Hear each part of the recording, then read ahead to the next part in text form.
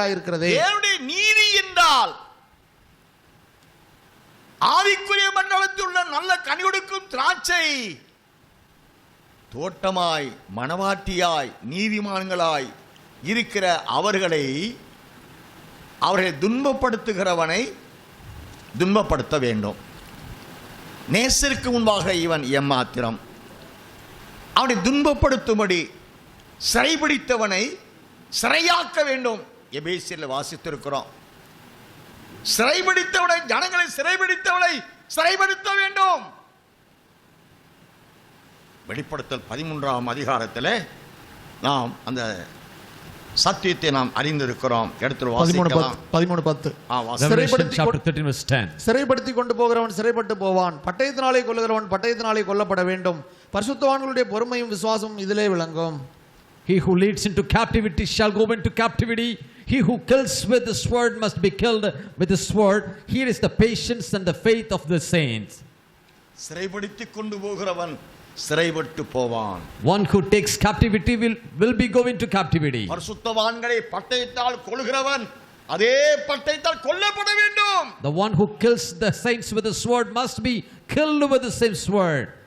அந்த காலத்தில் வாழ்கிற பரிசுத்தவான்களுக்கு உண்டான அந்த மிகுந்த உபத்திரவத்தை சகிக்க பரிசுத்தவான்களுடைய பொறுமை விசுவாசம் அங்கதான் பூர்ணமடையும். That season only the saints who suffered all the tribulations, their patience and the faith will be proved there. இப்ப இயேசு மகாராஜா நாம் அறிந்திருக்கிறபடி பிதாவாக இருந்தாலும் கூட பிதாவினால் அறிவிக்கப்பட்டபடி வலதுவாசலை வீட்டில் சொன்னபடி எபேசியர் 4ஆம் அதிகாரம் 8ஆம் வசனத்தின்படி இப்பொழுது ஆண்டவர் இங்கே அமர்ந்து என்ன செய்து கொண்டிருக்கிறார் வாசிப்போம். Book of Ephesians chapter 4 verse 8. ஆதலால் அவர் உன்னதத்திற்கு ஏறி சிறைப்பட்டவர்களை சிறையாக்கி மனுஷர்களுக்கு வரங்களை அளித்தார் என்று எழுதி சொல்லியிருக்கிறார்.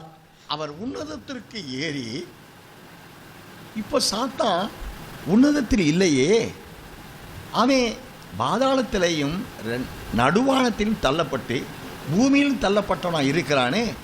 அப்படி என்றால் உன்னதத்திற்கு ஏறி தேவனுடைய சமூகத்தில் இருக்கிற அன்பின் ஆண்டவராய் இயேசுவாய் பிதா பூமியிலே சாத்தானால் சிறைபிடிக்கப்பட்டவர்கள் அல்லது சிறைப்பட்டவர்கள் எவர்களோ, சாத்தானால் வஞ்சிக்கப்பட்டு ஜென்ம கர்ம பாவங்களால் கட்டுண்டு தங்களை விடுவிப்பார் இல்லையே என்று ஏங்கி தவித்துக் கொண்டிருக்கிற சிறைபிடிக்கப்பட்டவர்களை, அவர்களை சிறைபிடித்தவனை சிறையாக்க வேண்டும். இவர்கள் ஒரு கூட்டம் ஜனங்களை சிறைபிடித்து வைத்திருக்கிறவனை இவங்க சிறைபிடிக்கணும்.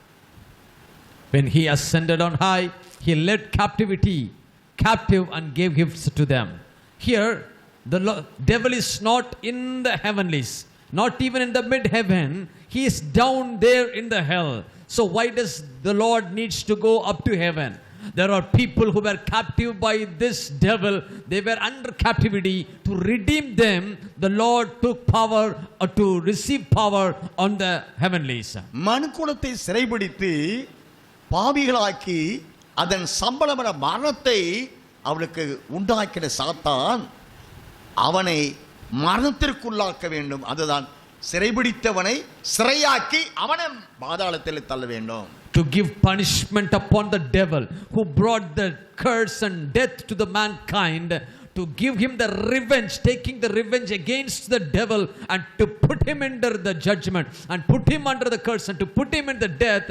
The Lord's plan is that the avengement, the revengement has to be given to the devil through the people who had been afflicted by himself. இந்த தேவ தீர்மானத்தை, தீர்க்க தரிசனத்தை நிறைவேற்றுகிறவர்களுக்கு தேவன் காவலாளியாக இருக்கிறார். For to fulfill this plan of the Lord, or the Lord is raising such a group of people. For this people, the Lord himself will be a protector.